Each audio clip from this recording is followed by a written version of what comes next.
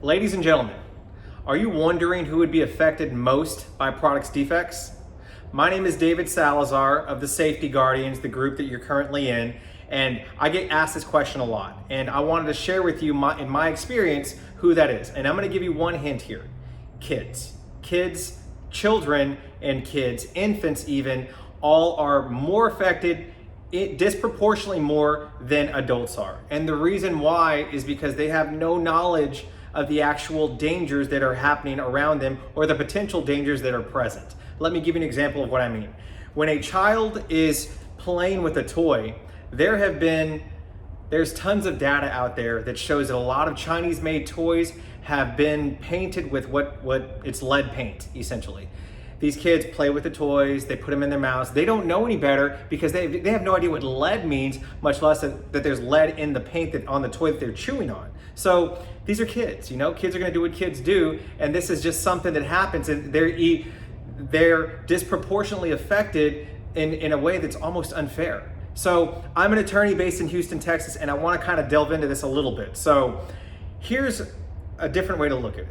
Children, let's talk about infants first. Infants have no idea what they're doing. They can't even walk. Sometimes they're struggling to crawl. They can't even turn over most of the time. Right now, I have an 8-month-old nephew who is my life. I see him. He is just learning what the world is right now. And every little sound, every little thing he notices, and he's observant, and that's just kind of what he does. That being said, when we put him into his rocker or into his cradle, you don't realize that there are hidden dangers there that the kids have no idea about. So whenever he does want to get curious and starts to stand and lean over and stuff, a lot of these things are prone to tipping over and you don't even realize it. So there are so many recalls out there on child products and child furniture that most adults aren't even aware of. So if the adults aren't aware of them, how are they going to be able to make sure that their kids are safe? So people have asked me this question time and time again, who's most affected? Absolutely.